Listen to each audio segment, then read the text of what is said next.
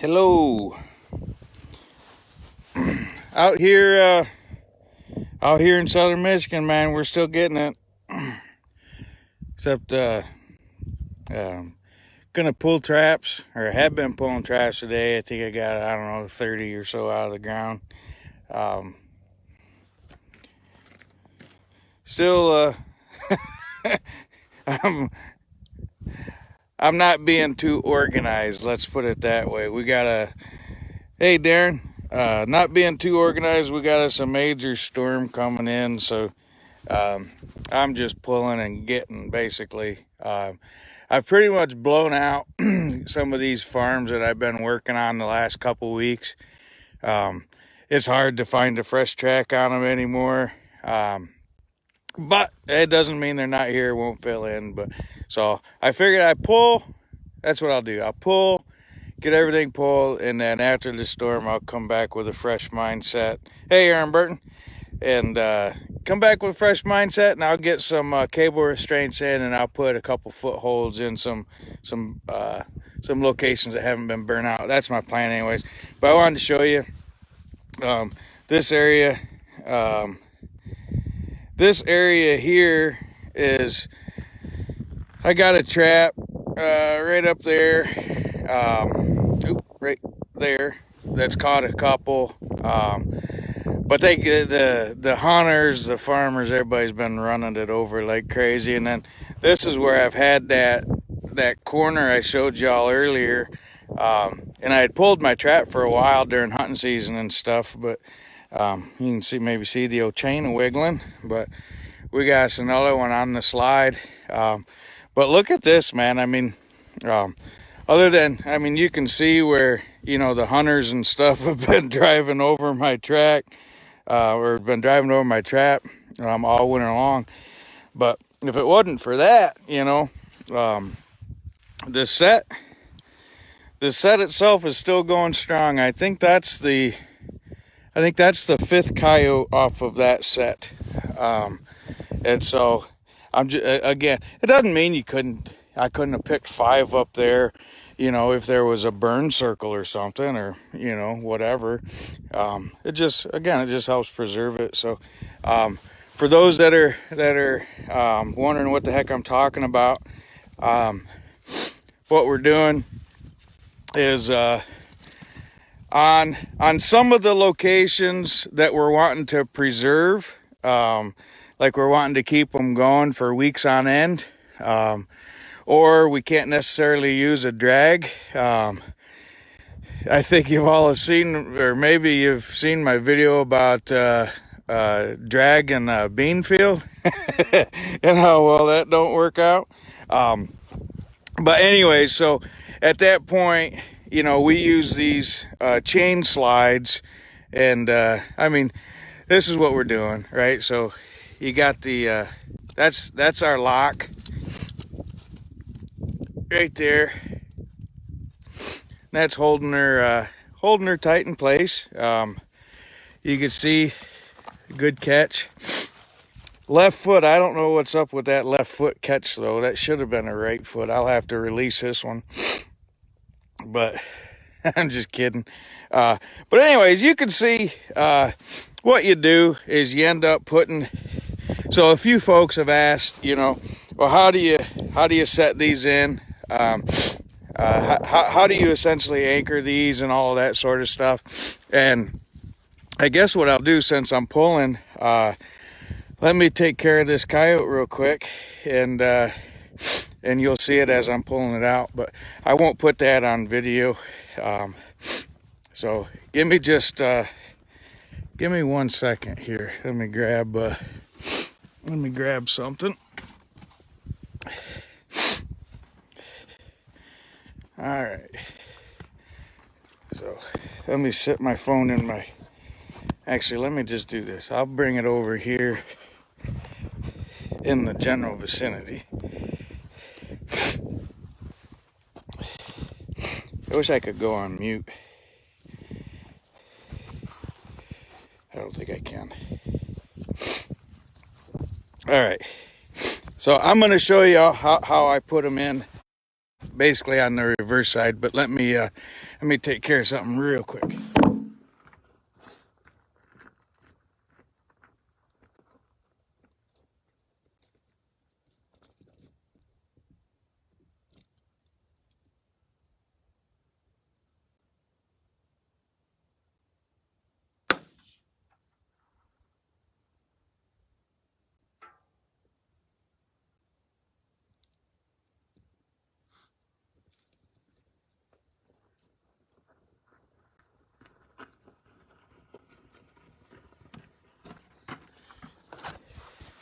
All right, I'm back.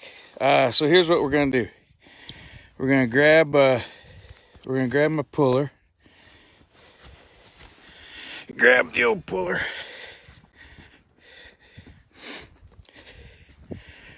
So again, people asking, how I anchor them. I'll show you exactly, so I'm not blowing smoke up your butt. So there's our lock, right? So you obviously set this up to where your lock is running. So we got our set down there. So we got our lock pointing to the direction where we essentially want it to stop up at. Let me see if I could do this with one hand.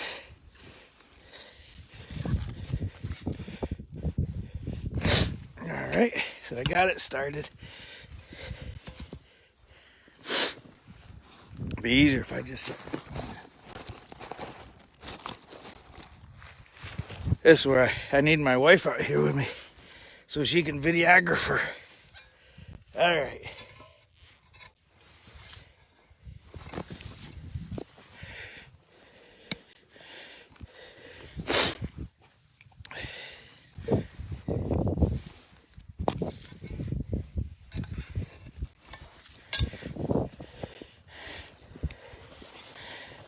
Yeah.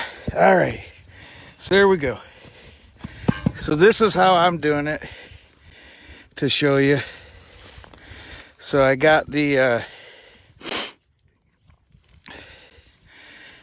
lock. Okay. See the lock there, and then this is number 2 select or MB chain. I have a swivel on the end. And then I can attach whatever earth anchor I want. I use super stakes. But so that's how I have it on both ends. Ian, that's a number 2 MB chain, or some people refer to it as a USA select or a quality chain. So that's what that is. But let me grab the other end of it.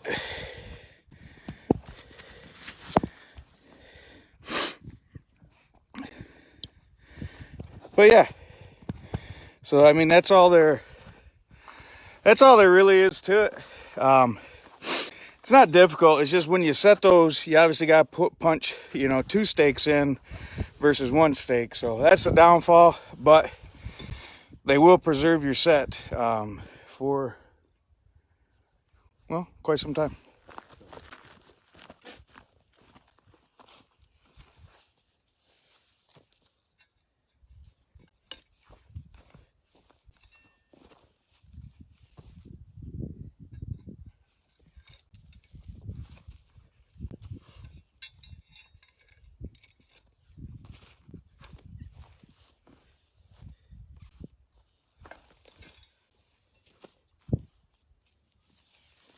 There we go.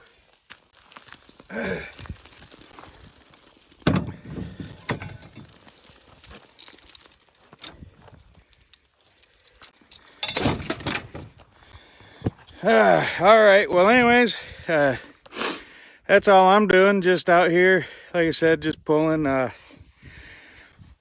these sets. Get ready for the storm.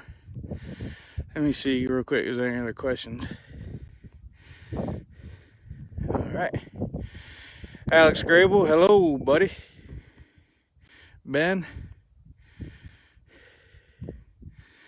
All right, well, will the locks work with cable? Yes, they will.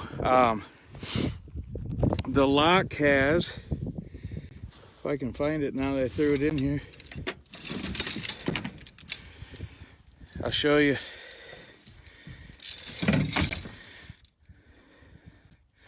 This one's full of mud, but Jamie Johnson, hello, buddy.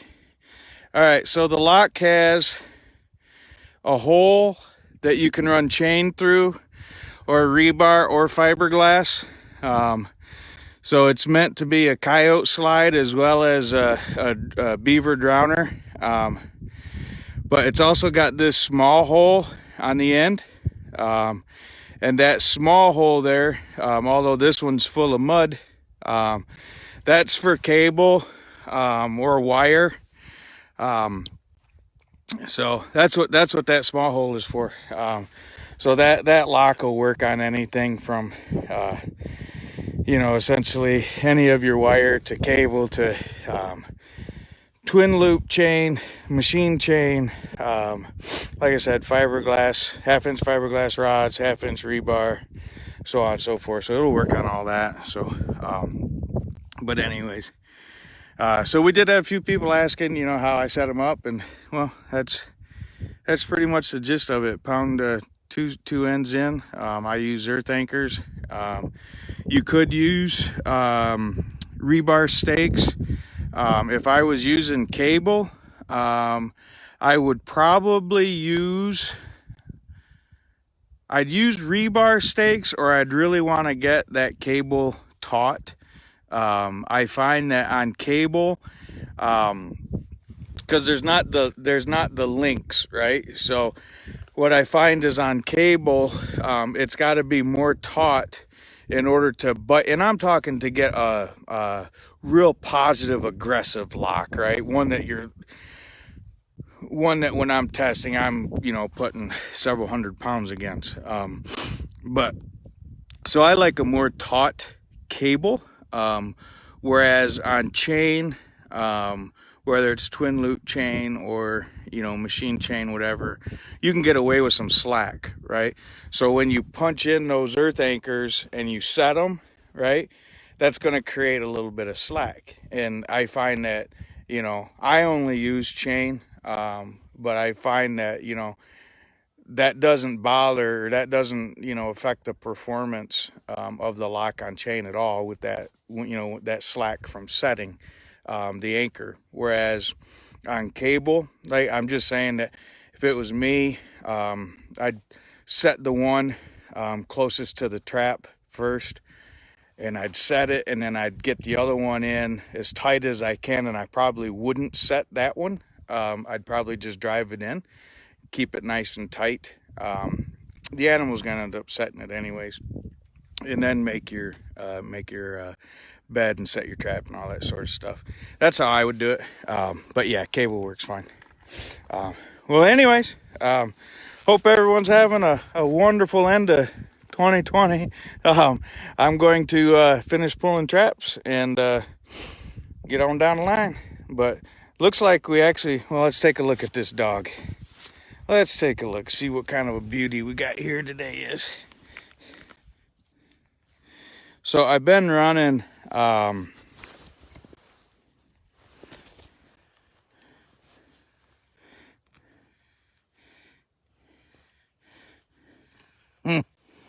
probably should go to the ditch with it. A little rubbed up. A